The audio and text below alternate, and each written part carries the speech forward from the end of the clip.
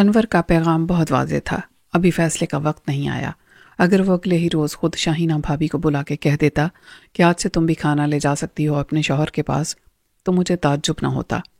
ایک حاکم کو اسی طرح اپنے فیصلوں میں آزاد ہونے کا اختیار ہونا چاہیے اور اس کا احساس دوسروں کو بھی دلاتے رہنا چاہیے۔ خود بڑے چودھری صاحب نے انور کے ایک مجرم کو معاف کر دینے کے فیصلے پر اپنا فیصلہ مسلط کرنے سے گریز کیا تھا۔ یہ نہیں کہا تھا کہ انور ہائی کورٹ ہے تو وہ خود سپریم کورٹ ہیں اور اس کے فیصلے کو مسترد کرنے کا اختیار رکھتے ہیں۔ انور نہ مانتا تو ان کی زیادہ سبکی ہوتی۔ انہوں نے انور کو حاکم تسلیم کر لیا تھا۔ رات کے کھانے کی میز پر سے شاہینہ بھابھی طبیعت کی خرابی کے عذر پر غیر حاضر رہی۔ وہ اپنی مایوسی اور خفگی کا اظہار ایسے ہی کر سکتی تھی۔ شاید ایک صدمہ اسے اپنی سازش کے تشت ازبام ہو جانے کا تھا۔ یہ خبر عام تو نہیں ہوئی تھی، لیکن بھابھی نے اپنی عقل سے اندازہ کر لیا ہوگا کہ انور کے قبر میں اتر جانے کے بعد اندر کا نقشہ پوری طرح اس کی آنکھوں کے سامنے آ گیا ہوگا، اور اگر اس نے اس بات کا تذکرہ کسی سے نہیں کیا تھا تو یہ بات زیادہ باعث تشویش تھی۔ بہت سے حادثات محض حادثات نہیں تھے، مگر انور نے یہ ظاہر کیا تھا کہ اس کے ذہن میں کسی سازش کا خیال بھی نہیں۔ حقیقت شاید اس کے برعکس تھی۔ یہ بات بھابھی کو تشویش میں مبتلا کرنے کے لیے کافی تھی۔ میں نے انور سے راجہ ریاست کا ذکر کیا تو وہ کچھ ناراض ہوا۔ تجھے کیا ضرورت تھی کچھ بتانے کی؟ میں نے کہا، یار انکار کی گنجائش نہیں تھی، وہ پہلے سے سب جانتا تھا۔ مجھے نہیں معلوم جیل میں کب کس کی کس سے ملاقات ہوئی، میری اس سے بات ہوئی یا نہیں ہوئی، اور میں نے نادر شاہ کے بارے میں سے کب بتایا۔ تو نے اپنی ایک کمزوری اس کے ہاتھ میں دے دی ہے، یا شاید اسے شریک راز کر کے حامی بنا لیا ہے، یا اسے احساس دلا دیا ہے کہ ہم ایک ہی کشتی کے مسافر ہیں، اگر میں ڈوبا تو وہ بھی ڈوب جائے گا۔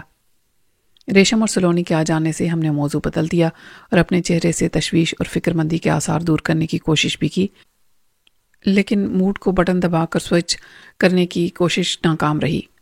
ریشم نے بڑے یقین کے ساتھ کہا، ہمارے آنے سے پہلے تم لوگ کچھ اور بات کر رہے تھے۔ میں نے ٹھیٹ بن جانا بہتر سمجھا۔ ہاں کر رہے تھے، پھر؟ انور نے میرا ساتھ دیا کہ ہم نے پوچھا کہ یہاں آنے سے پہلے تم کیا باتیں کر رہی تھیں اور کیوں؟ ویسے بھی مردانہ گفتگو میں عقل کا دخل ہوتا ہے، چنانچہ وہ خواتین سے شیئر نہیں کی جا سکتی۔ میں نے کہا، اوکے، ہمارے پاس بھی کچھ سنسنی خیز بریکنگ نیوز تھی، ہم نہیں بتاتے۔ کیا خیال ہے موسم پر بات کریں؟ سلونی بولی۔ بازار کے بھاؤ ڈسکس کر لیتے ہیں، آلو پیاز کے ریٹ، ریشم نے کہا۔ انور نے فوراً ہی پسپائی اختیار کر لی۔ بات یہ ہے کہ دیواروں کے بھی کان ہوتے ہیں، صرف کان ہوتے تو کوئی بات نہیں تھی، مگر یہ دیواریں بولتی بھی ہیں، بریکنگ نیوز آگے پہنچا دیتی ہیں، اس لیے ہم محتاط ہیں۔ آخر آپ لوگوں کے پاس بھی جو بریکنگ نیوز ہے وہ بی بی سی یا پی ٹی وی سے تو نہیں سنائی ہوگی نا؟ مگر ہم بات کریں گے کھانے کے بعد، رائٹ؟ حویلی کے درمیان کا صحن محفوظ اور پرسکون جگہ تھی۔ سرسبز لان کی تازہ کٹی ہوئی گھاس کی خوشبو نمی کے بخارات کے ساتھ اٹھ رہی تھی۔ انور نے فوارہ چلانے کا کہا تو ایک خوشگوار ٹھنڈک نے ماحول کو سکون بخش دیا۔ حویلی میں ایک ایسا سکوت طاری تھا جس میں خوف اور بے یقینی کی کشیدگی تھی، جس کے متعدد اسباب تھے۔ بڑے چودھری صاحب جس خوف کے زندان میں اسیر تھے وہ ان کا اپنا تعمیر کرتا تھا۔ اب وہ ایک آئی سی یو جیسے کمرے میں بیمار بنے لیٹ کر زندگی کے آخری ایام کسی معزول شہنشاہ کی طرح گزارنے پر مجبور تھے۔ ایسے ہی جذباتی اذیت کے دور سے ان کی نصف صدی کی رفیق حیات بھی گزر رہی تھی، جس نے ایک مجازی خدا کی جوانی کا جلال بھی دیکھا تھا۔ اس کی عیاشی سے لے کر بدماشی تک سب کو صبر کے ساتھ برداشت کیا تھا، اور اب مجبور تھی کہ وہ سب بھلا کے زندگی کے آخری دور میں حق کے رفاقت ادا کرتی رہے۔ دونوں بیٹے اس کے لیے عمر کے اس دور میں یکساں باعث آزار ثابت ہو رہے تھے۔ نہ وہ کسی کی طرفدار تھی نہ مخالف۔ زندگی بھر وہ جتنی مجبور بیوی رہی تھی اتنی ہی بے اختیار ماں۔ قبرستان میں سرنگ کی دریافت کوئی معمولی بات نہیں تھی۔ ریشم اتنی ڈر گئی تھی کہ اس نے صاف کہہ دیا کہ سلونی اب میرے بیڈ روم میں رہے گی۔ مجھے تو باہر کھڑے محافظ پر بھی بھروسہ نہیں رہا۔ میرا خیال ہے کہ آپ دونوں کو مسلح ہونا چاہیے، میں نے تجویز پیش کی۔ انور نے مجھے سپورٹ کیا۔ ریوالور ہم ابھی فراہم کر سکتے ہیں، ساری بات تو نشانہ لے کر گولی چلانے کی ہے، میں نے کہا۔ ریشم نے مجھ سے اتفاق کیا، اور میں یہ کام نہیں کر سکتی۔ سلونی مسکرائی۔ اگر کوئی ہمیں پریکٹس کرا دے تو یہ ہو بھی سکتا ہے۔ میرا خیال ہے کہ 1 ہفتے میں ہو سکتا ہے، انور بولا۔ میں گل چاچا سے کہتا ہوں، وہ بندوبست کر دے گا، میں نے کہا۔ اور ان کا سراغ کون لگائے گا جو قبرستان میں اپنی کارروائی کر رہے تھے؟ انور نے کہا کہ آج رات اور آنے والے 2-4 دن اس جگہ پر نظر رکھی جائے گی، شاید اب وہ ادھر کا رخ نہ کریں۔ اس کا 50-50 چانس ہے۔ ہم نے کسی کو بھی کچھ نہیں بتایا، انور بولا۔ میں نے کہا میرا خیال ہے کہ وہ بے خبری میں پکڑے جائیں گے۔ ابھی تک انہیں معلوم نہیں ہوگا کہ سرنگ دریافت کی جا چکی ہے۔ میرا خیال ہے کہ ان تک یہ اطلاع پہنچ چکی ہوگی کہ انور اس قبر میں گر گیا تھا۔ یہ کیسے ہو سکتا تھا کہ وہ اندر گرتا اور کچھ نہ دیکھتا؟ بڑے چودھری صاحب نے بھابھی کے سامنے ذکر کیا تھا، سلونی نے کہا۔ پھر تو وہ انہیں خبردار کر چکی ہوگی، میں نے کہا۔ کیسے؟ کیا ان کے گھر فون کر کے یا کسی کے ذریعے پیغام بھجوا کر؟ وہ کچھ کرے گی تو کل، ریشم نے اچانک کہا۔ آپ لوگ بڑے افلاطون بنتے ہیں۔ یہ جو آپ نے نظریہ قائم کیا ہے کہ سرنگ کسی بیڈ روم میں آ کے نکلتی، یہ ایک احمقانہ خیال ہے۔ میں نے کہا، اچھا، ہم صرف اس لیے مان لیں کہ آپ کہہ رہی ہیں اور ہم احمق ہیں؟ مجھے بتاؤ، کیا براہ راست تہہ خانے میں پہنچنا زیادہ آسان نہ ہوگا جہاں اکبر بند ہے؟ ریشم نے سوال کیا۔ میں نے انور کی طرف اور انور نے میری طرف خفت سے دیکھا اور پھر ہم نے ایک ساتھ سر کھجایا۔ آسان؟ ہاں، یہ کیا نظریہ ہے کہ اکبر کو آزاد کرا کے دوبارہ حاکم بنانے کے لیے بھابھی ایسی سازش کا منصوبہ بنائے گی جس میں خود اس کے لیے بہت زیادہ خطرہ ہے؟ ذرا حویلی کے تہہ خانے کی پوزیشن دیکھو۔ تہہ خانہ کتنی گہرائی میں ہے؟ 8 فٹ۔ اوپر کا فرش اور چھت کے ملا کے 9 فٹ۔ وہ جگہ جہاں اکبر قید ہے جنوب کی طرف ہے۔ ادھر کیا ہے؟ جنگل اور وہ باغ جس میں پھلدار درخت ہیں۔ میں نے انور کے ساتھ جا کے دیکھا تھا، کوئی بھی ادھر نہیں جاتا۔ اکبر کو بآسانی قید سے نکالنے کے لیے وہ جگہ سب سے موزوں ہے۔ تہہ خانے کی دیوار 1 فٹ موٹی ہوگی، اسے چند فٹ کے فاصلے پر کوئی ایک گڑھا کھودے 10 فٹ گہرا، پھر تہہ خانے کی طرف کھدائی کرے تو وہ مشکل سے 3 فٹ کے بعد تہہ خانے کے نیچے ہوگا۔ اوپر کسی کو آواز تک نہیں آئے گی اور نہ شک ہوگا۔ وہ تہہ خانے کے فرش کو نیچے سے توڑ کے سیدھا اکبر کے پاس جا سکتا ہے اور اسی راستے سے اکبر کو نکال کے لے جا سکتا ہے۔ ریشم بڑی روانی سے وضاحت کر رہی تھی اور ہم تینوں خاموشی سے اس کی صورت تک رہے تھے۔ جو بات وہ کر رہی تھی حساب کی تھی، 2 اور 2 4 والی۔ اس کی تردید نہیں کی جا سکتی تھی۔ اگر وہ کسی کلاس روم میں ہوتی یا کانفرنس ہال میں تو نقشہ بنا کے اپنی بات سمجھا سکتی تھی۔ زبانی بھی وہ اپنا موقف درست ثابت کرنے میں کامیاب رہی تھی۔ ہم واقعی احمق بنے بیٹھے تھے۔ انور نے سب سے پہلے کہا، او مائی گڈنس، تم تو جینیس ہو ریشم۔ واقعی یہ موٹی سی بات ہماری سمجھ میں کیوں نہیں آئی؟ ریشم کا چہرہ کھل اٹھا۔ انور کی نظر میں اس کے لیے ستائش ہی ستائش تھی۔ میں نے کہا، سوال یہ پیدا ہوتا ہے کہ پھر وہ سرنگ کون بنا رہا تھا اور کیوں؟ اگر کسی نے اپنی بے وقوفی سے ایک آسان کام کو مشکل طریقے سے کرنے کی کوشش کی اور ناکام رہا تو یہ ہماری خوش قسمتی تھی، ریشم نے کہا۔ انور بولا، لیکن اس ناکامی کے بعد دوسری کوشش ہی پہلے تجربے کی ناکامی کے اسباب کو سامنے رکھ کے ہوگی۔ سلونی نے کہا، ایک بات میں بھی کہوں؟ بولو، انور نے کہا۔ دراصل دن میں ہمیں اندر کی صورتحال کو دیکھنے کا اور سمجھنے کا موقع ملتا ہے۔ یہ ہو سکتا ہے کہ اس سازش میں بھابھی کا آخری کردار ہو، اس میں وہ شریک ہو، لیکن یہ بھی ہو سکتا ہے کہ کوئی اور اس کا مددگار ہو۔ انور چونکا۔ تمہارا مطلب ہے پیر صاحب؟ ان کی تشریف آوری کے پیچھے یہ مقصد بھی ہو سکتا ہے، بھائی کی عیادت کا ثواب اپنی جگہ۔ بالکل ٹھیک سوچا تم نے، انور متفکر ہو گیا۔ ریشم پھر سے بولی، ہم نے آپس میں بات کی لیکن کل رنگیلا آیا تھا۔ اس نے ایک سوال کیا کہ آخر بھابھی یہ سب کیوں برداشت کر رہی ہے؟ انور کی بات تو یہ ہے کہ اس کا کوئی حمایتی نہیں تھا۔ خود ماں باپ اس کے ساتھ ہونے والی زیادتی میں شریک تھے۔ ماں باپ شرمسار ہیں یا ڈرتے ہیں، مگر بھابھی تو بآسانی شوہر کی رہائی کے لیے قانون کا دروازہ کھٹکھٹا سکتی ہے۔ یہ اس کا قانونی حق ہے جو وہ مانگ سکتی ہے۔ پھر وہ ایسا کیوں نہیں کرتی؟ میں نے کہا، صرف اس لیے کہ وہ نتائج سے ڈرتی ہے۔ اسے اکبر کے تحفظ کی فکر ہے۔ اگر اس نے ایسا کیا، قانونی راستہ اختیار کیا، تو اس کے غیر قانونی نتائج اکبر کو بھگتنا پڑیں گے۔ پہلے ایک خانہ تلاشی کے وقت اسے غائب کر دیا گیا تھا۔ یہ کہا گیا تھا کہ وہ شکار کھیلنے گیا تھا، معلوم نہیں کب آئے، اور معاملے کو دبا دیا گیا تھا۔ بھابھی نے انور کا چنگیز خان والا روپ بھی دیکھا ہے۔ اس نے مجرموں کو کیسی عبرتناک سزا دی۔ ابھی اکبر کو رعایت حاصل ہے، لیکن خود انور پر الزام آیا تو پھر اکبر ایسا غائب ہوگا کہ دوبارہ نہیں ملے گا۔ میں سمجھتی ہوں اسے یہ لائن اس کے دنیا دار پیر والد صاحب نے دی ہے کہ پہلے اکبر کو بحفاظت نکالو، پھر دیکھتے ہیں کہ تمہارا قانونی حق تمہیں کیسے نہیں ملتا۔ سلونی نے بڑی وضاحت سے بات کی۔ بالکل ٹھیک سوچا تم نے، اور بر وقت سوچا۔ انور صاحب، میں اس خاندان کی پرانی نمک خوار ہوں، سب کی عادت اور فطرت سے واقف ہوں، اندر کی بہت سی باتیں سمجھتی ہوں۔ اب وہ زمانہ نہیں ہے کہ قانون کی عملداری صرف شہروں میں ہو، گاؤں دیہات بھی شہر بن گئے ہیں۔ وڈیرہ شاہی چلتی ہے، مگر صرف لاوارث اور بے آسرا لوگوں پر۔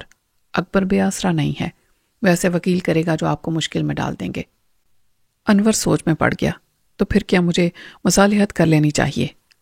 سلونی نے ایک مخلص مشیر کی طرح کہا، آپ کے سامنے دو راستے ہیں، یا اکبر کو اپنے راستے سے ہٹا دیں ہمیشہ کے لیے، ایسے کہ پھر اس کا سراغ نہ ملے، یہ آپ کر سکتے ہیں۔ دوسرا یہ کہ اسے اس کا حق دے دیں اور اپنا راستہ الگ کر لیں، ورنہ آپ مشکل میں پڑ جائیں گے، پھر کوئی آپ کی مدد نہیں کر سکے گا۔ کیا فائدہ ہوگا آپ کو اگر آپ کو چند سال جیل میں کاٹنا پڑے اور پھر آدھی جائیداد ملے؟ آپ کی ساری تعلیم اور زندگی کے سارے مواقع ضائع ہو جائیں گے۔ ریشم اور سلونی نے ہماری سوچ کی سمت بدل دی تھی۔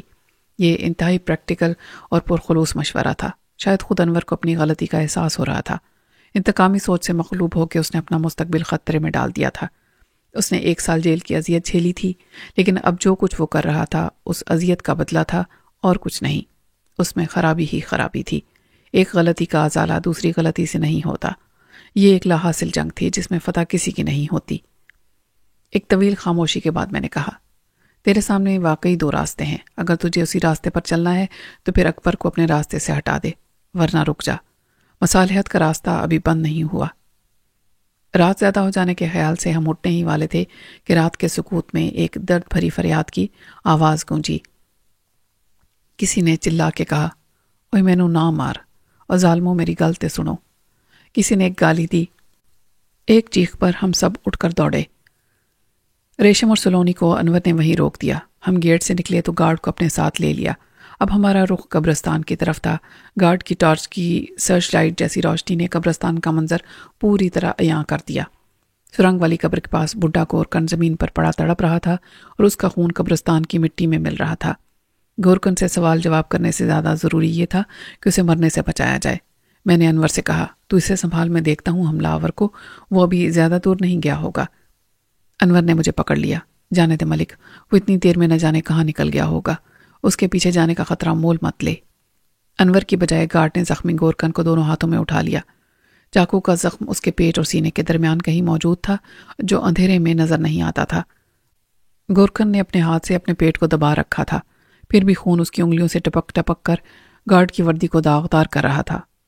گورکن سخت اذیت میں تھا اور بظاہر ایسا لگتا تھا کہ وہ جاں پر نہ ہو سکے گا۔ انور نے نئے گارڈ کو قبرستان کے مشرقی حصے کی طرف چلنے کا اشارہ کیا۔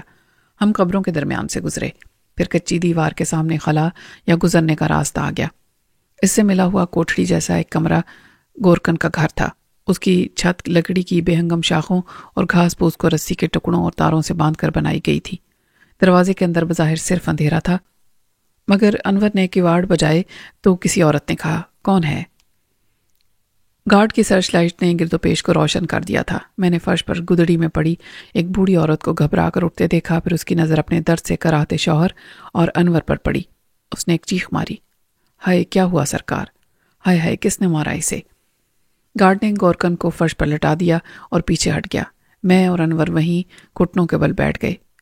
یہ ہم بعد میں بتائیں گے، تم تھوڑا سا پانی لاؤ، روئی اگر ہو اور اوپر سے باندھنے کے لیے پٹی، میں نے کہا۔ لیکن مجھے فوراً اندازہ ہو گیا کہ بڑھیا نے کچھ نہیں سنا، اور سنا تو وہ میرے کسی حکم پر عمل کرنے کے قابل ہی نہیں تھی۔ میں نے خود ہی اس کے میلے چکٹ تکیے کو پھاڑا تو اندر سے پرانی روئی نکلی۔ پھٹی چادر کے کنارے سے ایک پٹی پھاڑ کر میں نے روئی کو 2 انچ لمبے زخم پر رکھا اور اس پر پٹی کو لپیٹ کر خون روکنے کی ناکام کوشش کی۔ میرے مشاہدے کے مطابق یہ تیز دھار خنجر کا وار تھا اور خاصا گہرا تھا۔ بڈھے کے نزار بدن میں خون ہی کتنا تھا، بہہ جانے والے خون کے ساتھ ساتھ اس میں زندگی کی رمق بھی ختم ہونے لگی تھی۔ اس کا کراہنا اور تڑپنا کم ہو گیا تھا، اس کی آنکھوں کی ویران چمک ماند پڑ گئی تھی۔ وہ کچھ بتانے کی پوزیشن میں نہیں تھا، حالانکہ اس کی ناتواں اور عمر رسیدہ شریک حیات مسلسل اس پر جھکی آنسو بہاتے ہوئے ایک ہی سوال کو دہرائے جا رہی تھی، ہائے کس ظالم نے کیا یہ تیرے ساتھ؟ گورکن کو بیوی کے سوال کا جواب دینے سے زیادہ مالک کے سامنے اپنی پوزیشن کی وضاحت کی فکر زیادہ لاحق نظر آتی تھی۔ وہ کچھ کہنے کی کوشش کر رہا تھا مگر کہہ نہیں پا رہا تھا، اس کے لب ہل کر رہ جاتے تھے۔ اچانک اس کی آنکھیں اور جسم کی پراذیت تڑپ ٹھہر گئی۔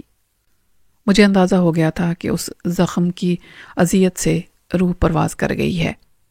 گورکن خود قبر کا رزق بن چکا تھا۔ یہ احساس فوراً ہی اس عورت کو ہو گیا جس سے وقت کے بدلتے لمحے نے بیوی سے بیوہ بنا دیا تھا۔ وہ ایک دلدوز چیخ کے ساتھ بڈھے پر گر کے واویلا کرنے لگی، ہائے میں نے کہا تھا مت کر لالچ، کیا ملا تجھے؟ جان گئی تیری، اب میں کیا کروں گی جی کے، کیسے جیوں گی؟ بڑھیا کی آنکھیں خشک تھیں لیکن زندگی کا سارا درد اس کی آواز میں سمٹ آیا تھا۔ انور نے میری طرف دیکھا اور خاموشی کی زبان میں وہ بات کہی جو میں نے سمجھ لی۔ یہاں رکنے کا اب کوئی فائدہ نہیں، ہم چلنے کو تھے کہ بڑھیا نے پلٹ کے کہا، مالک میری ایک بات سن لو۔ انور نے نرمی سے کہا، کیا بات ہے، کہو۔ میرا شوہر نمک حرام نہیں تھا، لالچ میں پڑ گیا تھا، بہت روکا تھا میں نے اسے۔ انور نے کہا، کس بات سے روکا تھا؟ مجھے معلوم ہے کہ وہ پرانا وفادار تھا، اس نے 1000 روپے لیے تھے اور اپنی جان گنوا دی۔ وہ پلٹ کر اپنے شوہر کی لاش سے مخاطب ہوئی، اب کیا کروں میں ان 1000 کا، کفن تو مل ہی جانا تھا۔ انور نے کہا، حوصلہ کر بی بی، کس لیے لیے تھے 1000، کس کام کے؟ اس اینٹوں کے بھٹے والے سے بات کی تھی اس نے، وہی پیچھے پڑا ہوا تھا۔ قبرستان کی مٹی اینٹوں کے لیے بہت اچھی تھی، تھوڑی لکڑی جلانے سے اینٹ پک جاتی تھی اور مضبوط ہوتی تھی۔ اس نے پہلے تو انکار کر دیا تھا کہ قبرستان چودھریوں کا ہے، اس کی مٹی میں کیسے بیچ سکتا ہوں۔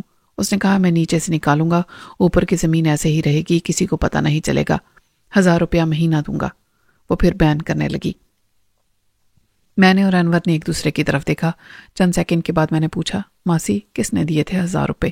وہ میری طرف پلٹی، مجھ سے کیا پوچھتا ہے، مجھے کیا پتا، خود معلوم کر لے اینٹیں کون بناتا ہے۔ مجھے سوال اور اس کے جواب پر یکساں شرمندگی ہوئی۔ ٹھیک ہے، میں معلوم کر لوں گا، اور اسے سزا بھی ملے گی۔ انور نے کہا، سزا ملے گی؟ کیا سزا ملے گی؟ اب اسے کیا فائدہ ہوگا جو سزا سے مرا پڑا ہے؟ وہ تلخی سے چلائی۔ ہم لاجواب ہو کے نکلنے کے لیے پلٹے ہی تھے کہ اس کی آواز نے ہمیں روک لیا۔ مالک 1 منٹ رک جاؤ، ویسے تو یہ مٹی ہی ہے، اس نے اپنے شوہر کی طرف اشارہ کیا، لیکن وہ تمہاری مٹی کی قیمت تھی جو اس نمک حرام نے وصول کی، وہ 1000 روپے لے جاؤ۔ تمہاری مٹی؟ اس کے دوہرے مطلب نے مجھے دہلا دیا۔ انور کا رگ فک ہو گیا۔ رہنے دو ماسی۔ نہیں، کفن کے پیسے ہیں میرے پاس، کئی سال پہلے اس کا بھائی گیا تھا مدینہ شریف حج کے لیے، آب زمزم میں لٹھا دھو کے لایا تھا، وہی رکھا ہے۔ وہ کچھ رو رہی تھی اور کچھ بڑبڑا رہی تھی۔ اس نے زمین پر بچھے ہوئے گودڑ کے ایک سرہانے کو اٹھایا اور ٹین کا باکس کھولا اور تلاش کر کے کوئی بنڈل نکالا، پھر اس نے تکیے کے اندر ہاتھ ڈال کے نوٹ نکالے۔ اس میں سے 1000 لے لو، یہ کچھ زیادہ ہوں گے۔ انور گھٹنوں کے بل بیٹھ گیا۔ چل ماسی، میں نے اسے معاف کیا، تو بھی معاف کر دے، یہ میری طرف سے رکھ لے۔ پھر وہ ایک دم اٹھا اور تیز تیز قدموں سے باہر نکل گیا۔ میں اور میرے ساتھ گارڈ اس کے پیچھے گئے۔ ہمارے کانوں میں مرنے والے کی واحد ماتم گزار کی آواز آتی رہی، مر گیا، قرضہ مجھ پہ چھوڑ کے، میں کیسے ادا کروں گی؟ زندگی میں بہت سے واقعات ڈرامائی ہوتے ہیں۔ گورکن کی موت ایسا ہی ایک واقعہ تھا جسے سہانحہ کسی نے نہیں سمجھا تھا۔ اگلے روز جب چند افراد گورکن کو اپنی ہی مملکت کے ایک گمنام گوشے میں گاڑ کے لوٹے تو انہوں نے بڑھیا کو اسی فرش کے بستر پر مردہ پایا۔ ظاہر ہے 1 گھنٹے بعد اسے شوہر کے ساتھ والی 2 گز زمین دے دی گئی، لیکن اس وقت جب ہم حویلی لوٹے تو ہمارے جذبات دکھ سے زیادہ شرمندگی کے تھے۔ ہم بہت ذہین اور باریک بین تمام معاملات کی گہرائی تک پہنچ کے اصل حقیقت کو جان لینے والے قادر افلاطون، شرلاک ہومز کی جانشین، حقیقت کو ہر زاویے اور ہر پہلو سے دیکھ کر نتائج اخذ کرنے والی نظر کے مالک، کتنی دور کی کوڑی لائے تھے۔ ہم نے تو قبر میں سے سرنگ کو حویلی کے اندر تک پہنچا دیا تھا۔ کاغذ پر لکیروں سے نشاندہی کرتے تو عین اس جگہ کراس کا نشان نظر آتا جہاں سرنگ ختم ہوتی، اور انور کی حکومت کا تختہ الٹنے کی سازش کا سرغنہ طلوع ہوتا۔ وہ سازش جس کے تانے بانے بڑی بھابھی شاہینہ نے اپنے پیر و مرشد ابا جان کے ساتھ مل کر بنے تھے۔ بات ہنسنے کی بھی تھی، مگر اس سے زیادہ ہم پر ہنسنے کی۔ میں اور انور ایک دوسرے سے اتنے شرمندہ تھے کہ اپنی سوچ کے بے تکے پن پر ہنس بھی نہیں سکتے تھے۔ یہ وقت بھی ہنسنے کا نہیں تھا۔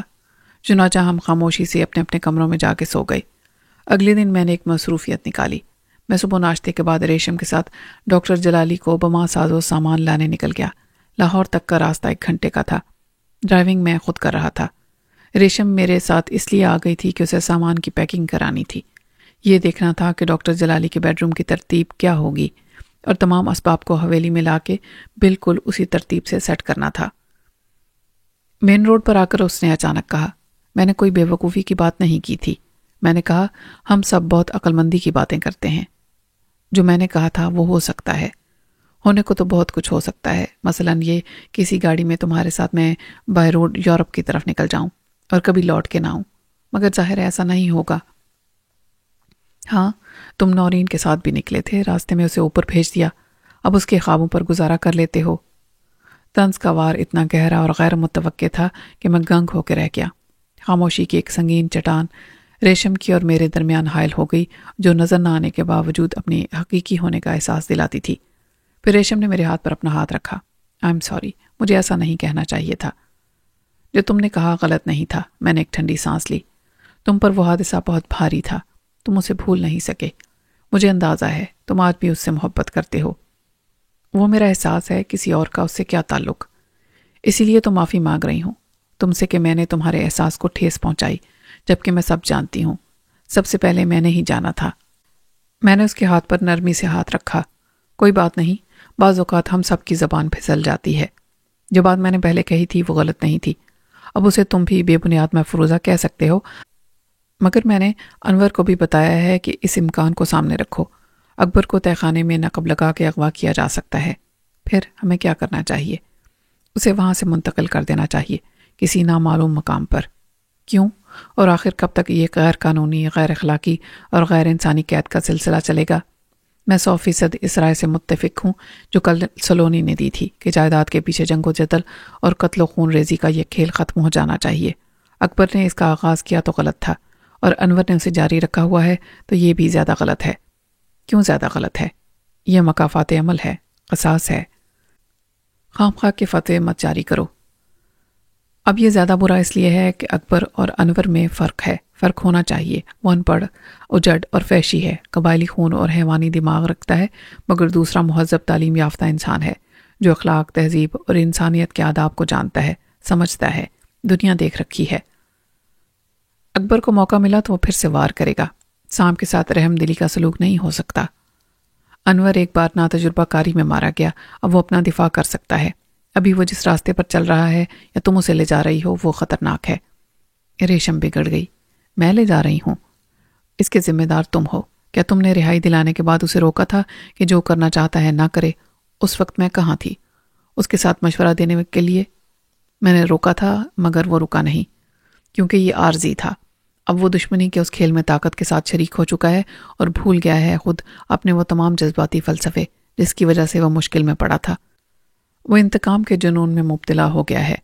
ذرا دشمن کی نظر سے بھی دیکھو ریشم، اس کی کمزوری کے ساتھ اس کی طاقت پر بھی غور کرو۔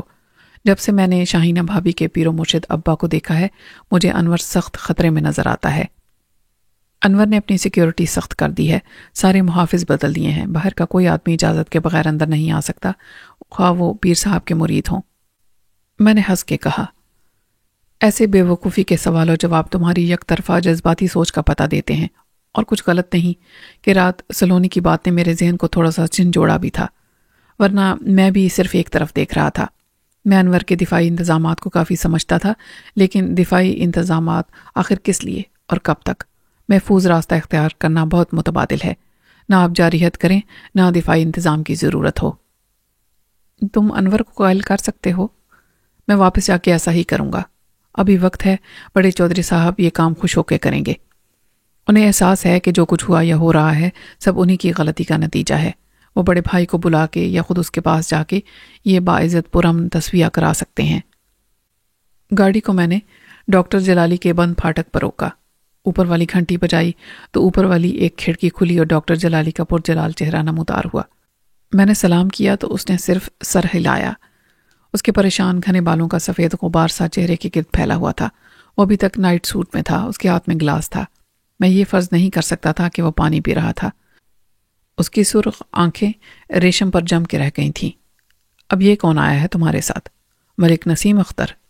میں نے کہا، سلیم اختر، یہ انور کی کزن ہے ریشم۔ انور کون؟ اس نے گلاس لبوں تک اٹھا کر ایک گھونٹ لیا۔ وہ جو میرے ساتھ آیا تھا، جس کے والد کی آپ دیکھ بھال کریں گے۔ وہ غرایا۔ دیکھ بھال؟ مائی فٹ۔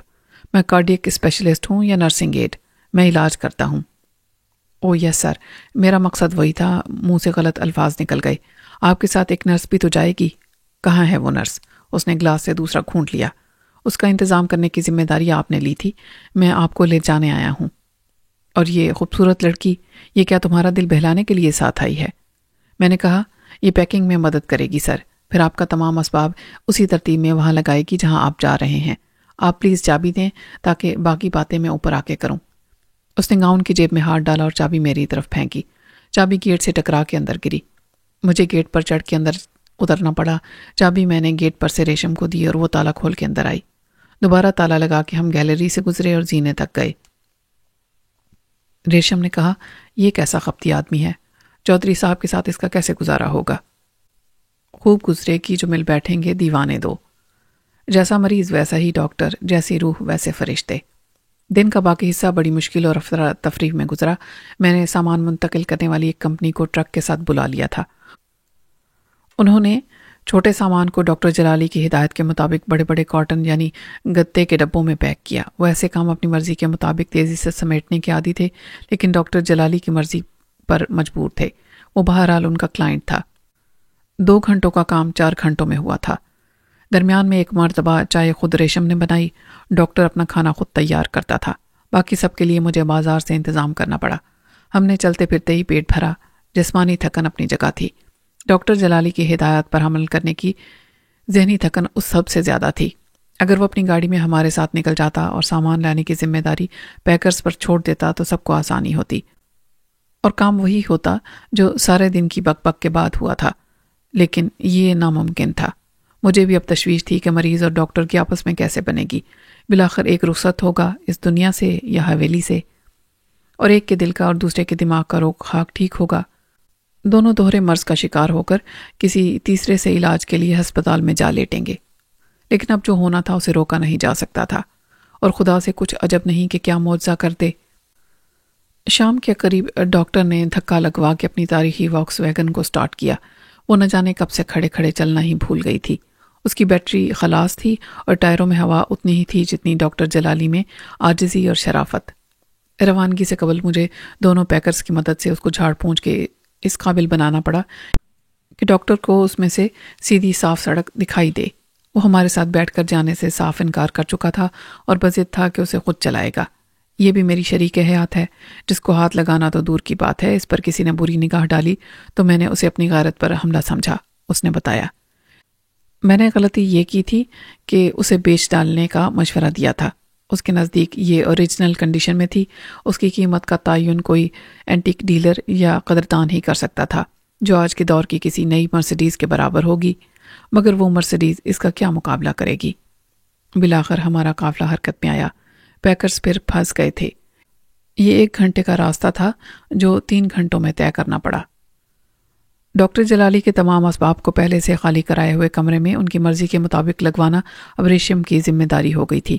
اس کام میں نہ میری مدد کام آ سکتی تھی اور نہ سلونی کی۔ ڈاکٹر جلالی نے حویلی اور اس کے ماحول پر یا شہر سے فاصلے پر کسی عدم اطمینان کا اظہار نہیں کیا تھا۔ سلونی خود ہی ریشم کی مدد کے لیے آ گئی تھی۔ میں نے کہا، آئیے ڈاکٹر جلالی، میں آپ کو بڑے چودھری صاحب سے ملوا دوں۔ پہلے میں یہ اسباب لگوا دوں، اس نے رکھائی سے کہا۔ ریشم نے مؤدبانہ گزارش کی، ابھی سامان اتر رہا ہے، آپ مطمئن رہیں، میں نے سب دیکھ لیا ہے اور ہر چیز یہاں اسی ترتیب سے لگوا دوں گی، اور اگر کوئی فرق ہوگا تو آپ بعد میں بتا سکتے ہیں۔ یہ بھی میری مدد کرے گی۔ یہ کون ہے؟ ڈاکٹر جلالی نے سلونی کو سر سے پیر تک دیکھا۔ یہ بہن ہے میری، اور یہاں تمام انتظامات کی نگرانی کرتی ہے۔ میرا اندازہ غلط ثابت ہوا جب ڈاکٹر جلالی نے ریشم کی بات مان لی۔ میرا خیال ہے کہ وہ خود بھی سفر کی طوالت سے تھک گیا تھا۔ اسے چودھری صاحب کے سامنے پیش کرنا بھی ایک آزمائشی مرحلہ تھا۔ اس کے لیے میں نے انور کی مدد لی۔ ڈاکٹر نے اسے پہچان لیا اور ہم اسے چودھری صاحب کے پاس لے گئے۔ حسب توقع بڑے چودھری صاحب نے ڈاکٹر کو سر سے پاؤں تک دیکھا اور اپنی رائے کا اظہار کر دیا۔ یہ ہے ڈاکٹر؟ اوے انور، یہ تو کیا چیز پکڑ کے لایا ہے؟ ڈاکٹر جلالی نے ناراضی کا اظہار کیا۔ آخر کیا مطلب ہے اس فضول بات کا؟ انور نے کہا، ابا جی، یہ بہت مشہور ڈاکٹر ہیں، دل کے امراض کے اسپیشلسٹ۔ ڈاکٹر جلالی، شکل سے تو لگتا ہے کسی سرکس میں جوکر ہوگا۔ اور ڈگری وغیرہ دیکھی تھی تو نے اس کی؟ میں نے اس وقت ایک پرانی چال چلی۔ میں نے چودھری صاحب کے سرانے کی طرف سے ڈاکٹر جلالی کو اشارہ کیا اور اپنی کن پٹی پر انگلی گھما کے یہ اشارہ دیا کہ مریض کی ذہنی حالت بھی درست نہیں۔ ڈاکٹر نے میرا اشارہ سمجھ لیا۔ وہ قریب رکھی ہوئی کرسی پر بیٹھ گیا۔ میں نے آپ کی بات کا برا نہیں مانا چودھری صاحب، اپنی ڈگری بھی دکھا دوں گا، میں آپ کو سب کچھ دکھا دوں گا، اب تو رہنا ہی آپ کے ساتھ ہے۔ دوسری طرف انور نے ڈاکٹر جلالی کے پیچھے سے چودھری صاحب کو ہاتھ جوڑ کے سمجھایا تھا کہ وہ مصالحت سے کام لیں۔ وہ تو پتہ چل جائے گا کہ مجھے علاج کرنا آتا ہے یا نہیں، ابھی تو میں مہمان ہوں آپ کا، اور اتنی بڑی حویلی میں آنے والے کو چائے کافی کے لیے بھی نہیں پوچھا جائے گا۔ وہ کرسی کھسکا کے ان کے پاس بیٹھ گیا۔ پرانے رئیس تو بڑے مہمان نواز ہوتے ہیں۔ चौधरी साहब का रवैया एकदम बदल गया। हाँ जी, इलाज को दफ़ा करो, पहले तारुफ तो हो जाए चंगी तरह। ओए अनवर, तूने भी आते ही डॉक्टर साहब को इलाज पर लगा दिया। पहले कुछ खातिर मदारात का बंदोबस्त करना चाहिए, ये मेहमान हैं हमारे। मुझे भी अंदाज़ा हो गया कि डॉक्टर जलाली में सिर्फ जलाल नहीं, वो कमाल भी है जो मुश्किल मरीजों से ताउन हासिल करने में काम आता है। उसने चौधरी साहब को समझ लिया था और एक ही नफ्सियाती हरबाज माँ के बेहतर ताल्लुकात की बुनियाद रखती थी। चौधरी साहब ने पहली नज़र में जिसे जोकर करार दिया था, अब डॉक्टर साहब कहा था। जब मैं निकला तो वह शतरंज की बाजी जमाने की बात कर रहे थे। मैंने डॉक्टर जलाली के कमरे में जाकर देखा। रेशम और सलोनी बड़ी मेहनत और तवज्जो से कमरा सेट कर रही थीं। बुढ़ा खपती है, कोई चीज़ इधर से उधर हो गई तो शोर करेगा, रेशम ने अनवर को बताया। मैंने कहा वो ज़बरदस्त ड्रामेबाज है। 2 मिनट में उसने चौधरी साहब को चित कर दिया। जाके देखो कैसे दोस्तों की तरह बात कर रहे हैं। खुदा का शुक्र है, पहले तो मैं भी परेशान हो गया था, अनवर बोला।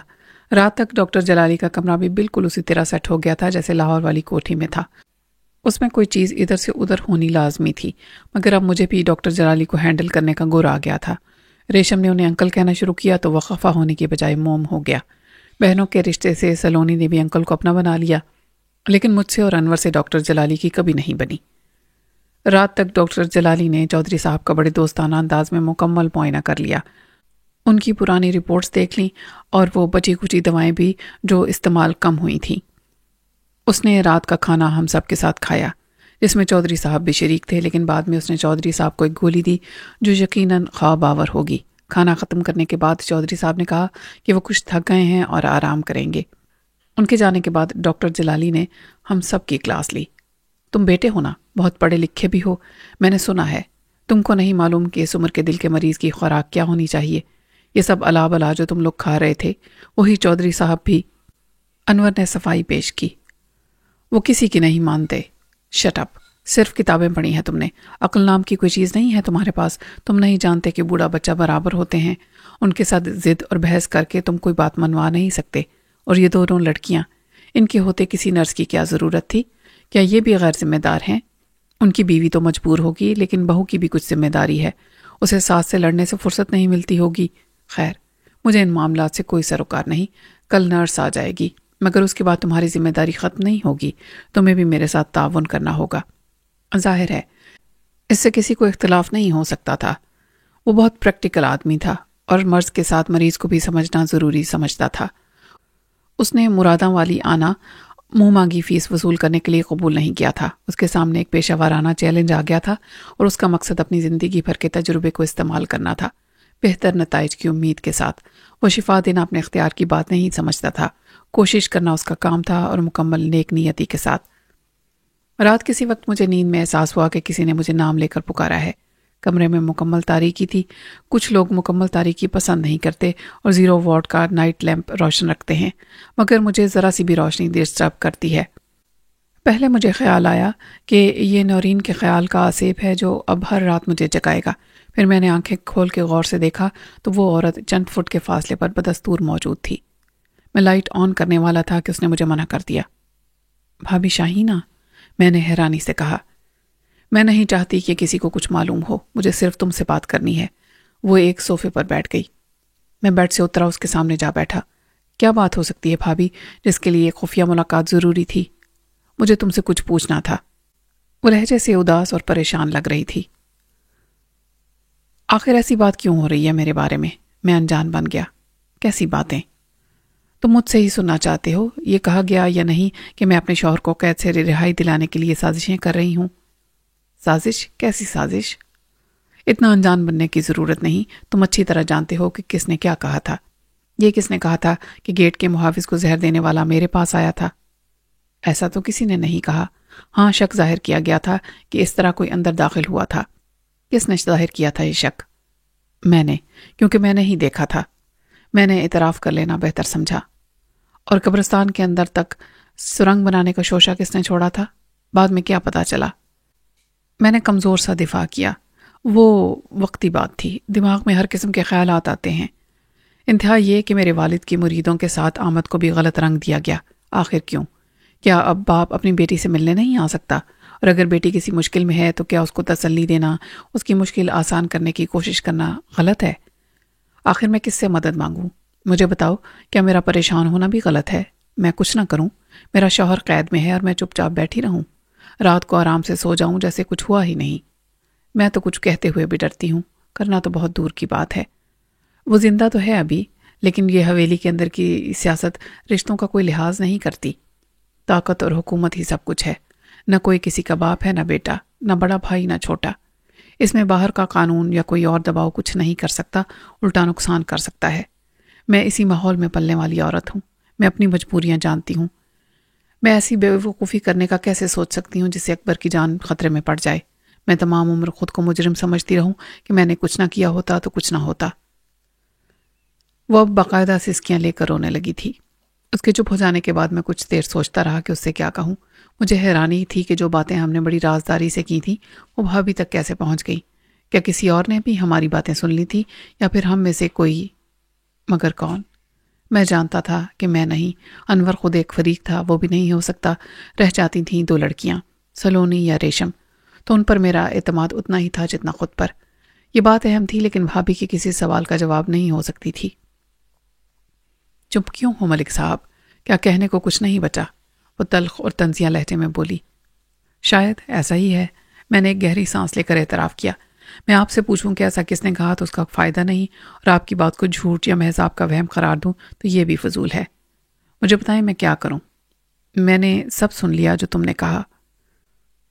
تم سب کچھ کر سکتے ہو۔ میں نے نفی میں سر ہلایا۔ محض خیال ہے تمہارا۔ انور تمہاری مانتا ہے ایک حد تک، اس حد کا مجھے علم ہے، پھر بھی میں کوشش کروں گا، اور یہ فیصلہ میں نے ابھی تمہارے آنسوؤں سے متاثر ہو کے نہیں کیا۔ میں پہلے بھی سوچ رہا تھا کہ انور کو انصاف کی طرف لاؤں، اسے قائل کروں کہ 1 سال کی رنجش اور تلخی کو فراخ دلی سے کام لیتے ہوئے ختم کرے۔ وہ تو جاگیرداری اور اس استحصال کے خلاف تھا۔ اس کے خیالات اور نظریات میں یہ الٹا انقلاب کیسے آیا؟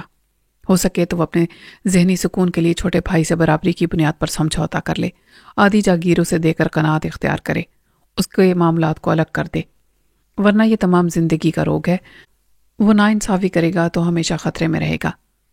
تم نے ایسا سوچا تھا یا مجھے ٹالنے کے لیے ایسا کہہ رہے ہو؟ بھابھی، جھوٹ سچ کا آپ کو پتہ چل جائے گا۔ مجھے اکبر کی نہیں، انور کی بہتری کا خیال تھا۔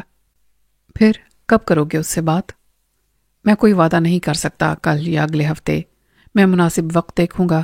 اگر اس بات سے آپ کی تسلی نہیں ہوتی تو آئی ایم سوری، میں کوئی وعدہ نہیں کر سکتا۔ وہ اٹھ کھڑی ہوئی۔ اچھا، جیسے تمہاری مرضی۔